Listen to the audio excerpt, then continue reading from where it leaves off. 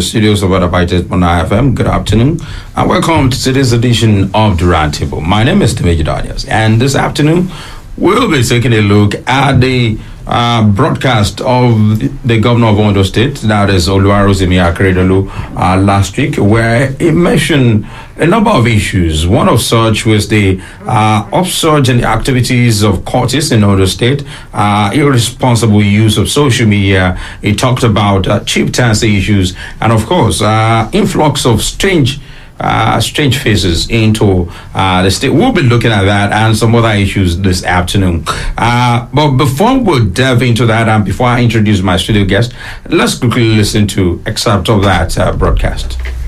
I wish to report that Amotekun Corps also evacuated 137 persons who recently invaded Elegbeka Forest Reserve along Owoifo Road. Those evacuated were unable to give any satisfactory explanation as to why they were occupying the forest reserve in spite of the state government directive. They have since been escorted out of the state to their states of origin.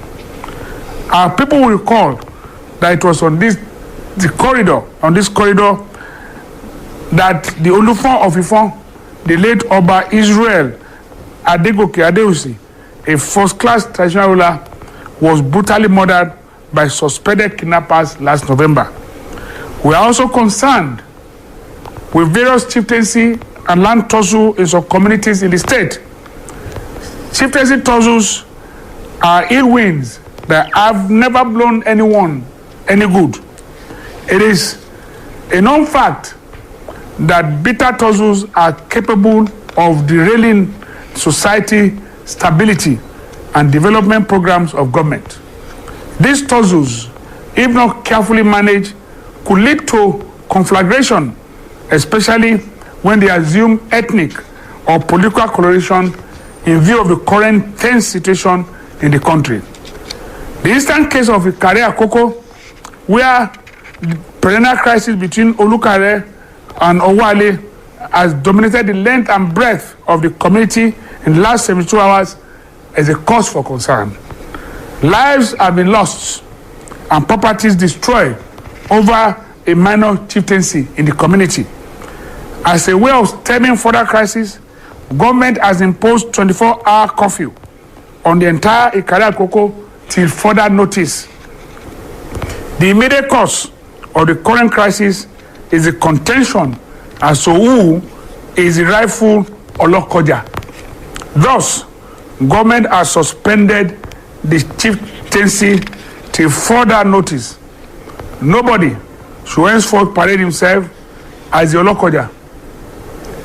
Therefore, in furtherance of the effort of administration to address frontally these emergent and aforementioned security matters in the state, the following measures have been put in place.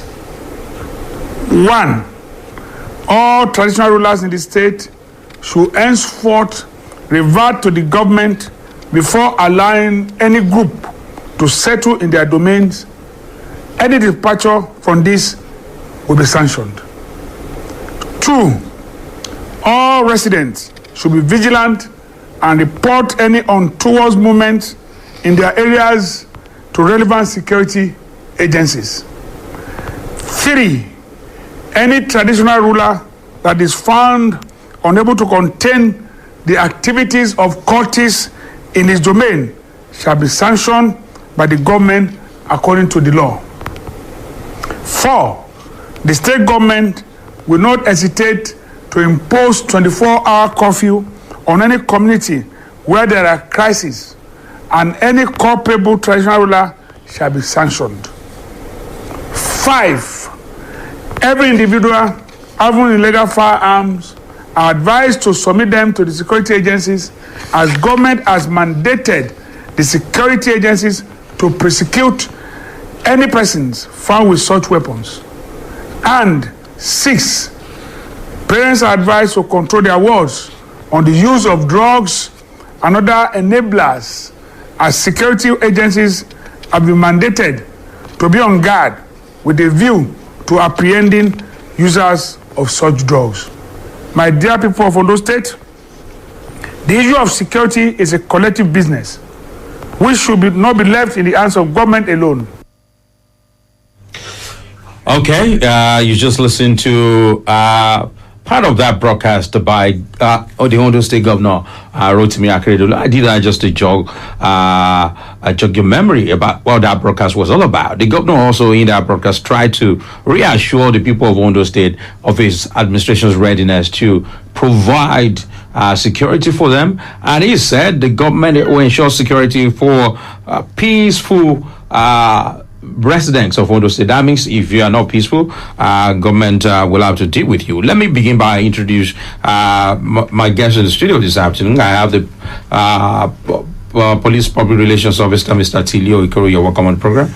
Thank you for having me, and good afternoon, listeners.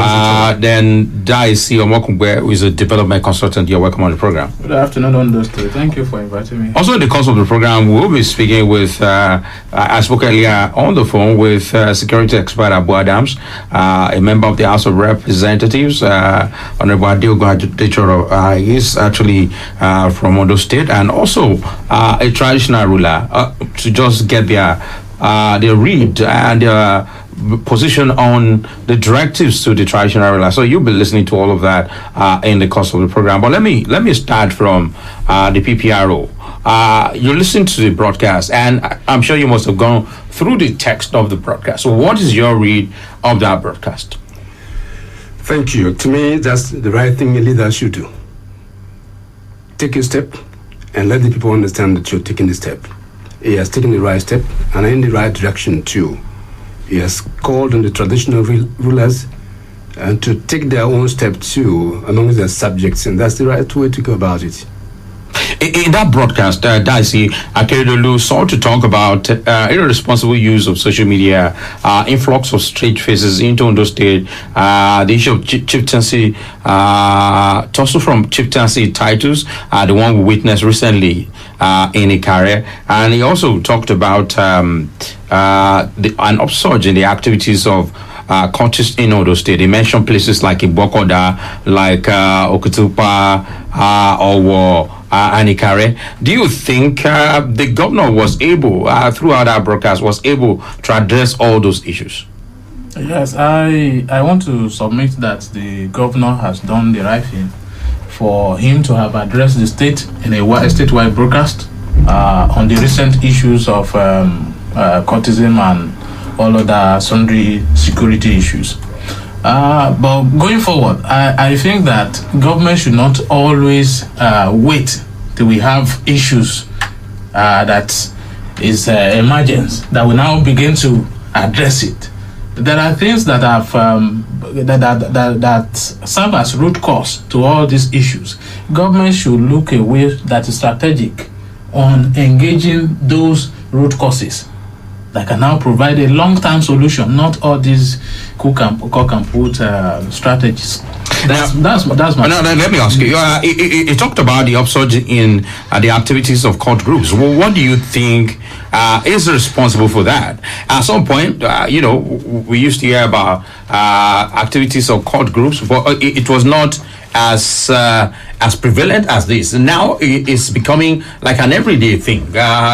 You hear of such cases in Ondo South, and then the recent one that happened in Owo. What do you think is responsible for that upsurge? As much as I understood Ondo State so far, and I want to say that one of the things that the major group that are responsible for cultism are mostly the young people. And even though the elderly ones are involved maybe in the planning, then they now hand over the implementation to the young people. But let's look at how these young people can be engaged. For instance, this is a radio station. We have some people in the newsroom working now. So if they are there now, they cannot be a party to issues that will stop public safety or peace. So we should look at how we can engage this thing. In the last election, I work as a consultant to one of these NGO in the state, a program supported by USAID and NDI. We, apart from working for peace in that election, we also worked to develop a youth agenda for the state. And that youth agenda, what we did is we have to make our decisions or things that we publish at the end of the day a data-oriented exercise. So we went into all these 18 local government. We served out questionnaires, at least about 300 per local government, and we were able to harness voice and the concerns of the people, majorly youth, because those are our target area. And we found out that this Ilaje that was mentioned, Ilaje has the highest unemployment rate in the state, followed by Owo, followed by Okitipupa. Now, if today we are now having a security issue in those places, you should know that youth who are not properly engaged are the one responsible. Now, you listen to that, say, you have a headache, for instance, you have fever, and then you take something for fever. That fever may not be the whole thing. It may be a symptom of a problem. Now, the governor has directed security agencies to clamp down on cultists, but don't you think that government should go a step further in ensuring, like you said, find a way to redirect the energy and the potentials of these young people? Thank you one more time. But I think that government is doing everything possible to ensure that the youths are engaged. But lots of our youths are not ready to be engaged. And you can see that. Or how would you say? Somebody in the secondary school driving big cars. It is getting money from unlawful sources or source of sources. It's a meaningful way to stay in the country. Now, if you take him off that way, it tells you he's not engaged, because he cannot go back to, like you mentioned, those working in the radio. They depend on about, let's say, at most 100,000 naira a month, and they keep fit with it. These young ones that you are seeing today are not ready to suffer. They call that suffering because they have their phones and they can work with them to get as much as they want. How do we get to that? How do you get to that, Steve? Because of technology. And when I hear people saying that, you think only technology is responsible for that? Yes, technology is responsible. As good as it is, it's also responsible. Because those days when we were in the secondary school, there was what they call division of labor. And they will tell you job divided in so many processes where different people take advantage of it and then get engaged. Today, one computer can give you what 100 people could do. What we need to do now is to empower ourselves with what we can do with our hand. If you're dependent on government white-collar job, it should be difficult for anyone to employ you. Because I want to get profit. So what do? I maximize that little which I have that can give me what 100 people can give me. And I make use of this thing. But would it be wrong for the government to provide an even environment for such to thrive? What about those in the secondary school that are engaged in what you call cultism and cult practices? Are they not meaningfully engaged? They are in the secondary school. They are cultists. They are in the universities. They are cultists. They are in the primary schools. They are cultists. What else do you expect government to do? I think what we should do is have a stiffer penalty, not minding the age bracket that you have. If you're engaging in such nefarious activities, you should be punished for it. And your parents who have allowed you to go for such thing without cautioning you should also be punished for that. That's the only way we can reduce what is in the society today. Okay, but before we go further, like I said at the beginning of this program, I had a phone interview with a security expert before we came on here. That's Mr. Abu Adams. Let's listen to him. Then we'll go back. We should take our mind back that cult organizations, for a very long time in this country, they hold sway.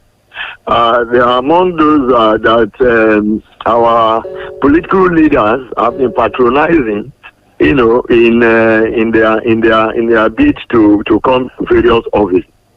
And so, cult organizations, apart from their own initial nefarious interests, are people that are now part of various political organizations that we have in this country. And so, in most cases, where they have political differences, they use cult organizations to settle them. And apart from that, and you know that cultists also, in order for them to survive, especially those of them that have no ostensible means of livelihood, engage in other activities as kidnapping, robbery, stealing, and all the like. And so they have interest in so many places. And where their interest is impinging on the interest of the other, before you know it, they begin to bring themselves down. So it is not something that is new. It's just that it's occurring at a frequent rate that you have not experienced before. So it's those interests that bring them together. They can even use ordinary girlfriend issues to begin to kill themselves. What do you think? What do you think has made it more frequent now than it used to be in the past? It's more frequent now because the interests that they are protecting, there are many. So it depends on what. It could be political difference. It could be their godfathers that are used, that have been using them, or they try to protect even the interests of their godfather. And so, if two groups are supporting different godfathers, and those godfathers have issues, it can erupt into crisis. So those are the challenges. And you know that now that living in Nigeria is increasingly becoming more difficult. So things that will bring them at friction with each other are numerous. So what you're saying, if I hear you correctly, Mr. is that what you're saying is that the overall security situation of the country has an impact on that. It claims so much. You know that there's a level. We are almost at the level of impunity now. Everybody does anything he likes with impunity. You don't bother. I mean, if you see people, when you hear a police station being raised down, military checkpoints being pulled down, the people slaughtered across the country, and so any other violent group think they can do anything and get away with it. So they are no longer afraid of law enforcement agents or any authority in this country. I don't know if you listened to the broadcast of the Ondo State Governor, Akeredolu, where he came up with different measures. One of those is that people who have illegal firearms should submit them. Do you think that will work? You see, if you remember in my previous interviews, I have said that one of the major reasons we have been getting our security challenges wrongly in this country is that a section of the country will come up and seek its profiling solution to the security threat. Now, if they submit firearms in Ondo State, are the people submitting the firearms submitting themselves along with it to be detained? If they submit and there is a reason for them to use firearms, they will still move. Don't forget that if you take a particular court organization in this country, if you mention one, there is nowhere they don't have groups across the country. So if I submit my weapon in Ondo State, I will go to a nearby state of Kogi or any other place and get gone if I want to use it again. So it is not likely to solve the problem. I think what will solve Nigeria's problem is the political leaders at all levels in all situations to come together and find a lasting solution. If we are going to declare amnesty for people that submit arms, let it be all over. Are you implying that most of the measures being put in place by the other state government will not work if the other states are not doing the same? I think for us to have a lasting solution, particularly on this firearms withdrawal, at the level of the Governors Forum, he should discuss with his colleagues. Let this amnesty be nationwide within a time frame. But that is not to say that for now we can't take advantage of what he said. If there are some that wish to hit the call, fine.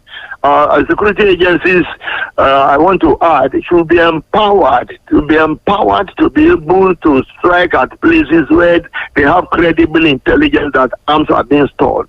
And when they arrest these guys, they should follow them up with the prosecution. They should follow on them with the prosecution, successful prosecution for that matter, to serve as deterrent. Let me use this opportunity to add, for so many years in this country, people that have violently killed people that have been condemned to death, no governor had ever signed the execution. And so people know that even whatever they do, they are not going to pay the supreme price for it. There's nothing to serve as deterrent not to kill. I think the governors need to take a decision and resume in their constitutional duty. Apart from all the measures that the governor mentioned in his broadcast last week, in the short time, if you were to advise the Ondo State government on how to check not just court activities, but the other forms of insecurity in Ondo State. What would your advice be? In Ondo State, let me say that. Let me start from the governor's ban on, particularly Southwest and in fact Nigeria on open grazing. I want them to intensify effort to ensure that particular type of criminal activities are checkmated. If you agree with me, that it is in the infiltration of armed herdsmen that has even aggravated other criminal activities across Nigeria, not only across Ondo State. They should deal with that situation very well. Secondly, it is time for us to invest extensively in technology for our security forces, especially reconnaissance equipment that can monitor our forest for us. Governor should be able to sit down in his in his office and see what is moving around in Akeredolu, Ileoluji axis. I use that just as an example. And we should, at the same time, continue to encourage the citizens by way of cooperating with government agencies. Not only law enforcement agencies, they are traditional rulers in providing a solution. But above all, I want to encourage communities to form a kind of defense committee, I will call it, or security committee on their own, encompassing their youth leaders, their hunters, and so on, to make sure that they take charge of their environment. If they take charge of their environment, they know who is there, they know who is coming, they know who is living with them, they know who those that have criminal tendencies that they need to report to government security forces to take action. Above all security agencies should be motivated adequately because their life and their family's life is at stake. If you see what is happening in the southeast and part of the south, you know that it is not the best time for us. So I think with these measures, we may get to somewhere. Okay, that was Mr. Abu Adam, security expert. You listened to him. He talked about so many things. But my question to Mr. Teliu Ekoro, how effective or how successful do you think any measures put in place by the state government, the Ondo state government, could be without the surrounding state also doing the same? Yes, you're right. I do not think that any state for now can work in isolation from the rest, because we've seen how this magnet of criminals approach their game. And so if one state is thinking that he can work alone, it should be difficult, because it could go to the other state. And once the neighboring state gets in touch, I heard the last speaker saying that something in the southeast and south parts of the country. You know, it started first in the southeast, but because the south is closer to the southeast, it's now snowballing right into the south. And if they had taken the same measure to curb it, it would have worked. But if any state thinks that, okay, I can work on my own, it can be possible. If that is done also here in Ondo State, it will not be possible. So but there's something that I like in Ondo State for today. The heads of the security agencies are coming together every second. To deliberate. Yeah, so they have common interest. They have common goal to deal with. And they have common intelligence. So there's interagency cooperation. Yes, much more than you can find in other parts of the country. So if states will do the same way, we could lessen these atrocities in the country today. Now, what we hear in Ondo State, even in the governor's broadcast, Motekun will round up some people, take them out of the state, and then the governor said that traditional rulers, before allowing people into their community, should let government know. But what about people who could come in without, the traditional rulers cannot be everywhere in their domain. What about people who could come in through the forest? Was the governor right to put that on traditional rulers? Yes. He was very right. They're the custodian of the people. What this simply means is intelligence gathering. Okay. Those in the forest are also from that same community. Can the traditional rulers do that without resources? Is the government mobilizing them? What do you mean resources? They go to farm. Do they need another resources? I'm talking about traditional rulers now. Yes, I'm coming. Reaching out to people. Their subjects are farmers. Yes. Basically farmers. He doesn't need any resources to be a farmer, except that you're talking about. Did you listen to Mr. Abuna when he said everything is monetized in Nigeria? If I were your hunter, if I were a hunter, then you tell me, come and giving me information anytime you go into the forest. No, you know the situation now. Some people will say, what's the need for me? I don't need to drag with you here, but if you refuse to give information because you are a hunter, when there's nobody you will say you are made to, they will look for you and kill you. So it's better for you to save the situation and have more meat to sell to more people in the community. Intelligence gathering effect, security, like he said, is for everyone. If you think it has not happened to you today, so it will not happen, wait a minute. When it comes to you, find who we run to. So if you're in the forest and you see strangers coming in and you could not take a phone, because everyone has access to information now, you can now take your phone and call someone at home. I'm seeing strange faces, I don't understand. Can you let KBC know about it so that KBC will inform other authorities that can come in to help? And you keep it to yourself because you've hidden yourself somewhere.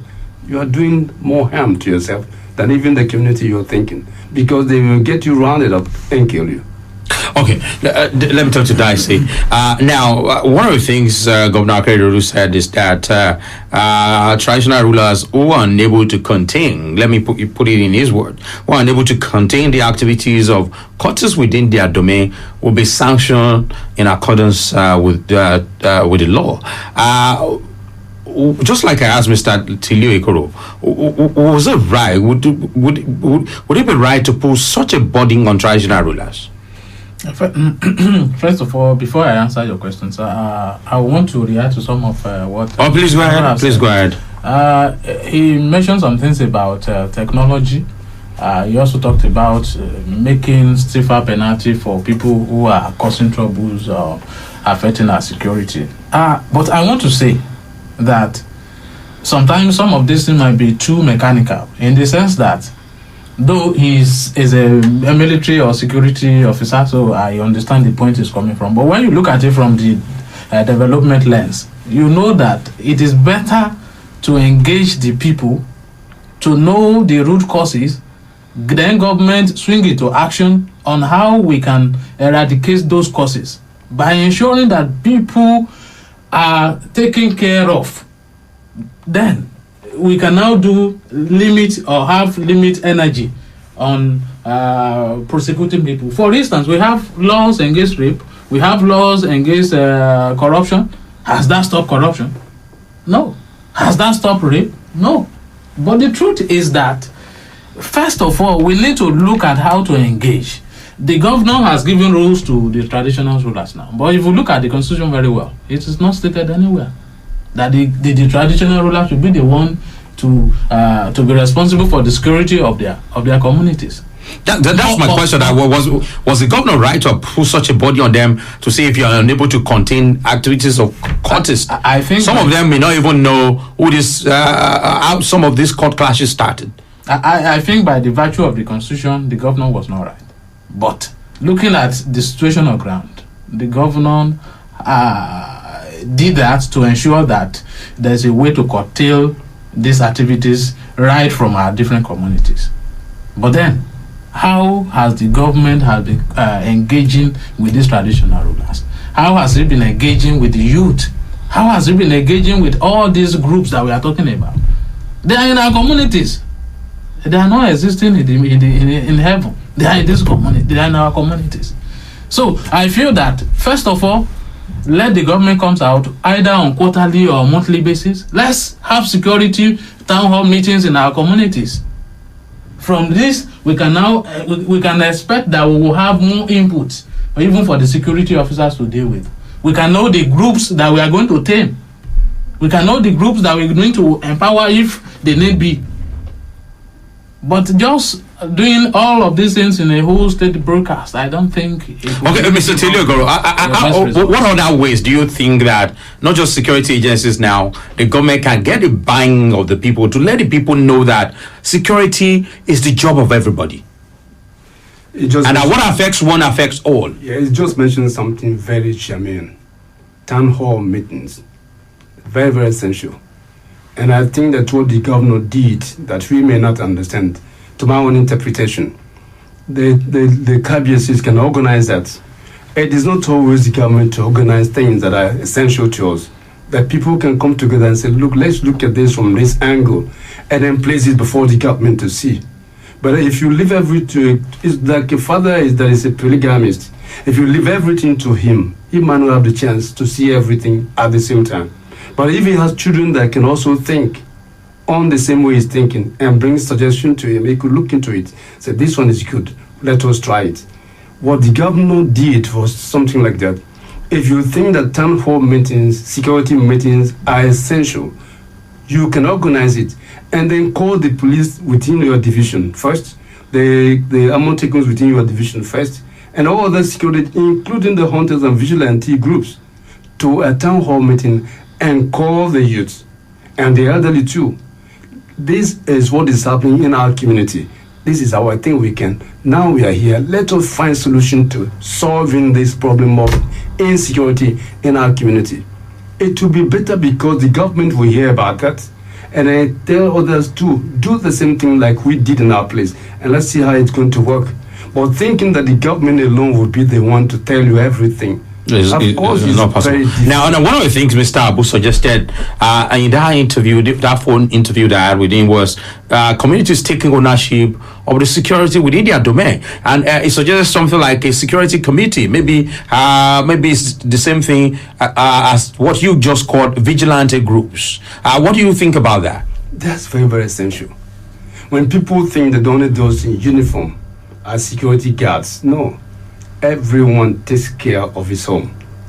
Has anybody left his home unlocked?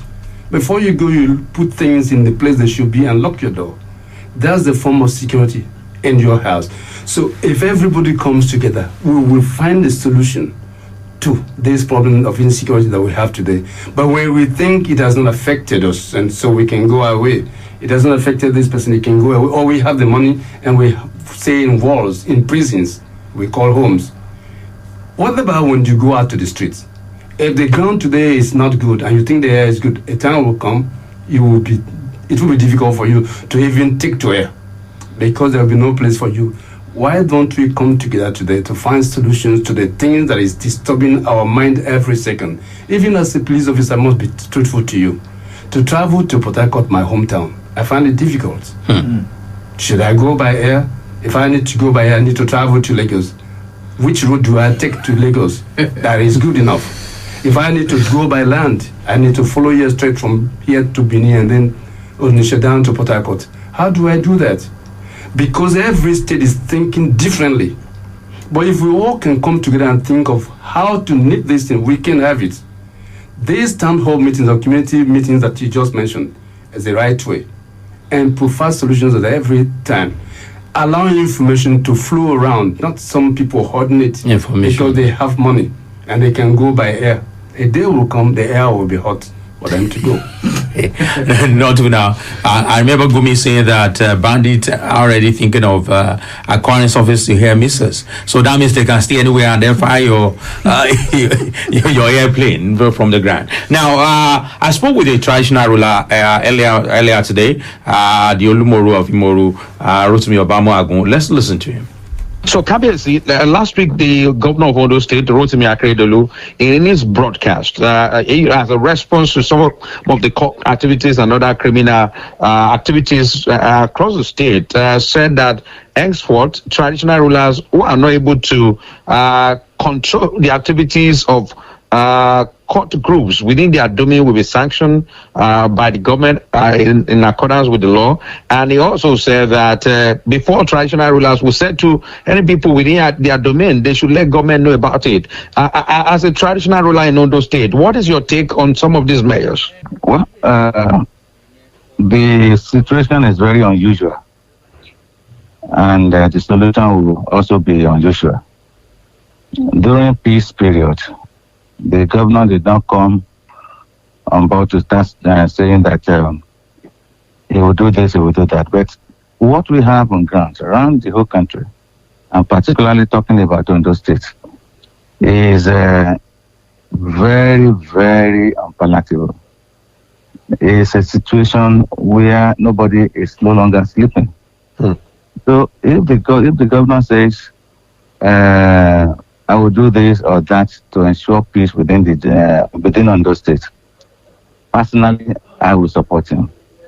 And I am going to continue to support him. With this directive from the state government to traditional rulers, what would be your advice to your fellow Obas? That they should be particularly at alert. They should ensure that all these Indian hemp smokers, these cultists, they should do enough to know their movement, and they should report such to appropriate authority. So I said, anytime an Oba sees anything unusual, thing that should not, under normal condition, move or seen in your domain, report to the appropriate quarter. All of us are involved. It's a security matter. So nobody, I will continue to do that within my system here. You cannot, anybody who is a cultist and you suspect that he is a cultist or that he is doing things that should not be done by a normal human being, then quickly tell those that should know about such things. Ordinarily, all of us want peace in Nigeria, especially in Ondo State. And you can see what is happening in the last few days in Ondo State. So I support 100% what the governor is talking or is saying about security matters in Ondo State. All that we should do as Obas is to support government. If the governor says, if you cannot manage the domain very well, is not automatically saying that government will not support you to manage your domain very well. But the little an Oba can do within his domain to support the government and to support the people to ensure peace within a particular area, we should do that. And I support that such measures should be done. Thank you, Kabezi.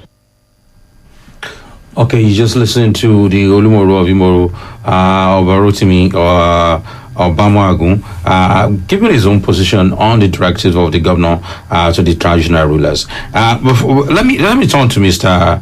Tilio Ekoro before we go to other issues. Any update on Owo and Ikare? Yes. For Ikare, I think there is.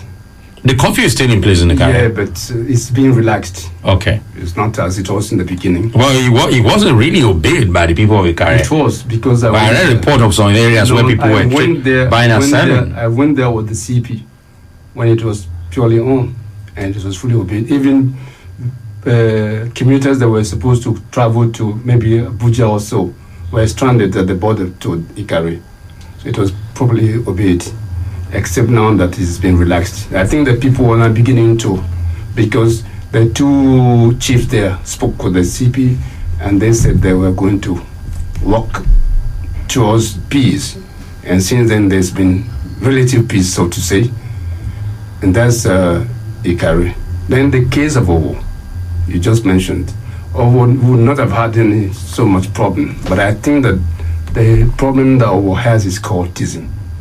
The young ones there are taking it much more than it should be. Now everyone wants to be a member of a cult group, whether understanding the tenets of cults or not, just want to belong to a cult group.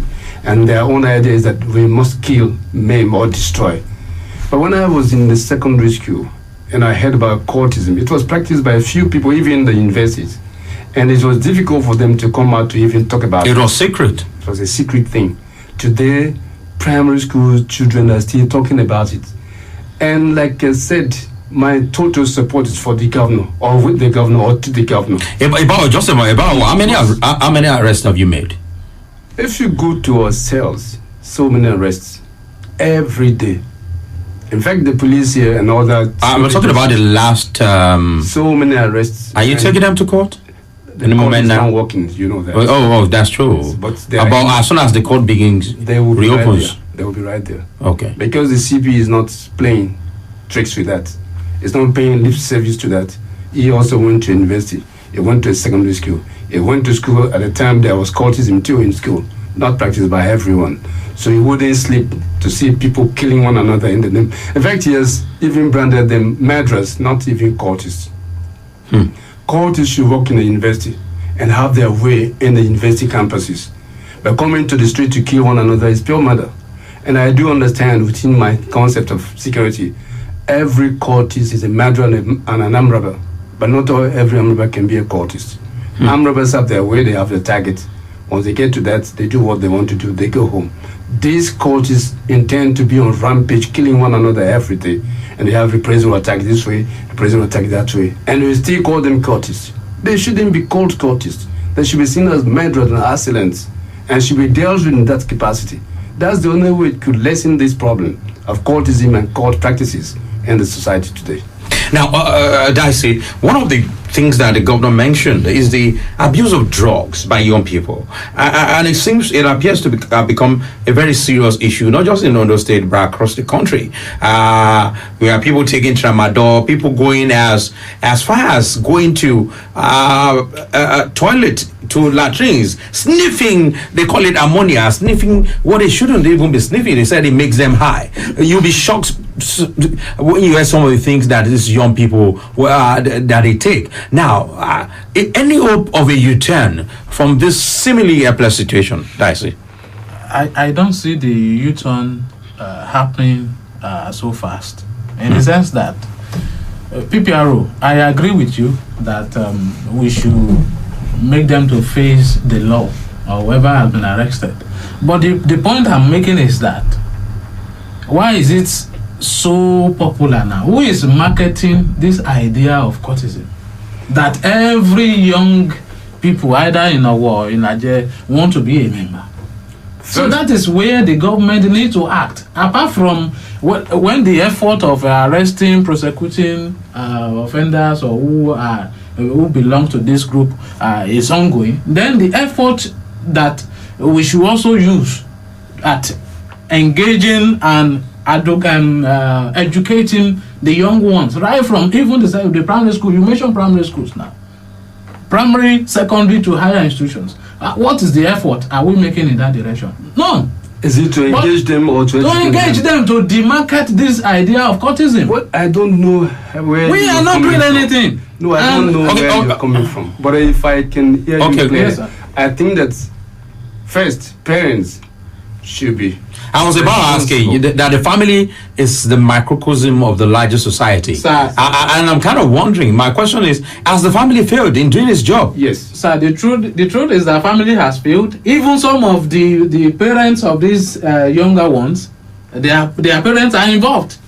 And it is because we have... They abuse drugs as well. Yes, it's because we have severe failure in the system. We have failed to develop normal human beings to become examples in the society.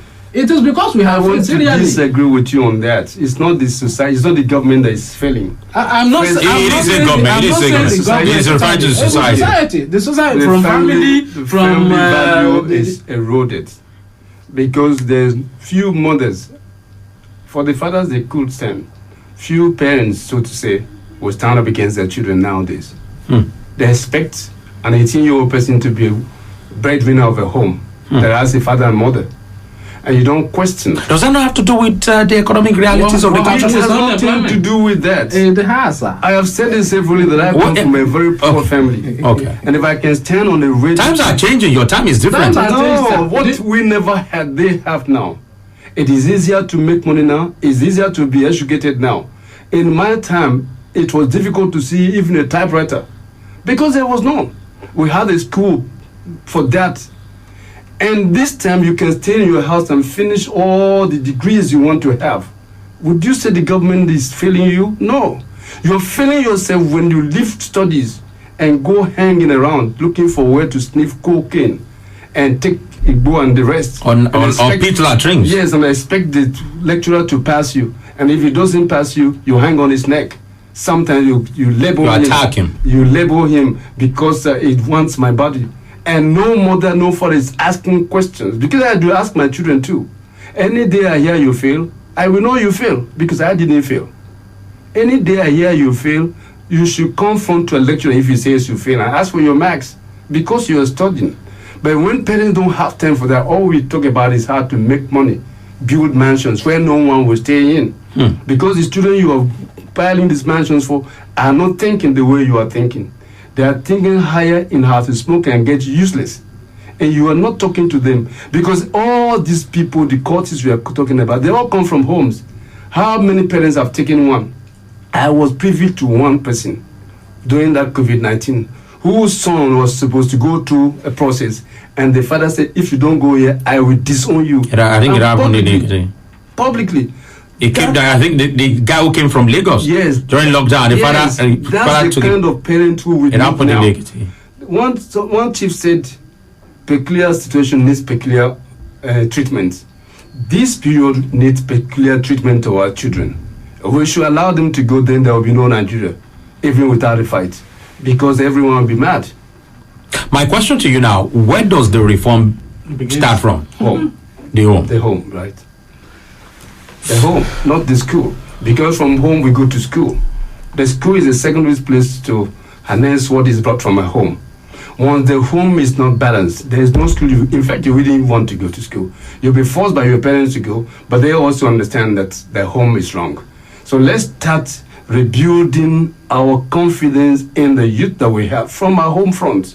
If we do that, I'll be able to tell my son, stay away from drugs, and so stay away from cultism. If you say that to your son, and he says to his son, then we'll have a very society to move our children so they can be greater leaders of tomorrow, not the leaders of tomorrow, greater leaders of tomorrow. Okay, just as I promised at the beginning of this program, I also spoke with a member of the House of Representatives, that is Honorable Akeredolu. Let's quickly listen to that, and we'll come back to round up. The broadcast of the governor to the state last week, and then he mentioned some of the things he mentioned, the court activities in places like Owo in Ondo South. He also mentioned asking traditional rulers to take approval from government before they send to anybody in their communities. How effective do you think these measures would be in checking the infiltration of criminal elements into the state? I think it will be very effective. I mean, traditional rulers and residents of communities know themselves, they know people in their communities. So if new people start infiltrating their communities, it will be easier for them to identify them and draw attention to law enforcement agencies to it.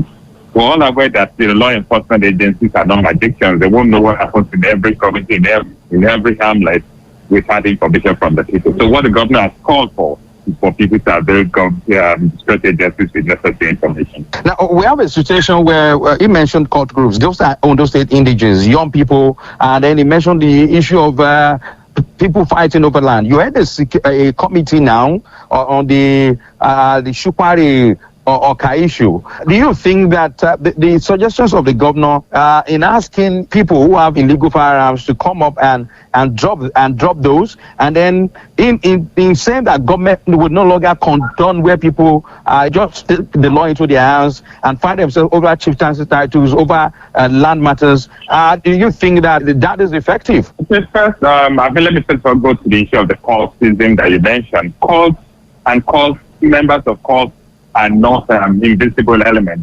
They're people. They're known in the campuses and then in the streets where they hold some measure of influence. So if people volunteer information, I mean, let's give an example of a university community. They know the causes. They know the leaders of the cult group. The other thing is they are scared to avail state agency with information. And what the government is calling for is for people to be bold enough to come forward with information. If you have information, then you'll be able to at least curtail the activities of cult groups. The same thing, chieftaincy crises don't just happen overnight.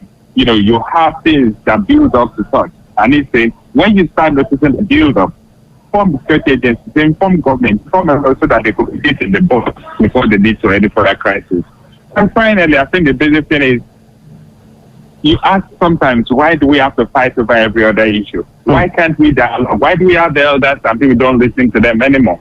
I think the basic thing is to just let the citizens know that there's a government and that the government would not condone activities that any time to the security of the state. So let's quickly talk about your committee before I let you go. You're submitting your report this afternoon. Am I correct? Yes, we have. So what have you come up with in providing solutions to the problems between the issue between Oka and Shupari? Okay, first, I let me say for go to the issue of the cultism that you mentioned. Cults and I think first, it's erroneous to say there's a problem between Oka and Shefare. There's a problem between farmers, who are from Oka and some other communities in Akoko and the host community, which is Shefare. And I mean, I can say that, when we submit our report today, we're going to submit a report for being a positive resolution of the crisis. And then, by the grace of God, farmers are returning to their farms. And then at least they've been able to sign an MOU, which they signed last week Thursday. The committee and the farmers signed an MOU and have a regional. I'm afraid we'll have to call that short because of our time. Let me quickly ask you, Mr. Leo Ikoro, the submission of illegal firearms, has that started? The one mentioned by the governor. It's been on for quite a long time. Okay. Please. And people are coming out. Right. People are coming out. Yes, submitting. Oh, okay. Okay, Dicey, any final words before we go? Yeah, I would say that those people submitting firearms, what's the government doing at the end of the day to reform them? Because people who have been carrying arms all around without being a security officer would have been affected morally in the whole of their system. So what is government doing to reform those people? To reform them will not be to put them in school. They must go to. No. It should have been. It could be formal. It could be informal education. Then but what we must do is the process the security agencies are doing. Okay. Thank you very much, Dice Mokube, development consultant, and the police public relations officer in Ondo State, Mr. Tilio Ikoro. Thank you very much for coming. Thanks for having me. My name is Dwayne Danes, and this is where we draw the curtain on today's edition of the Roundtable. Good afternoon.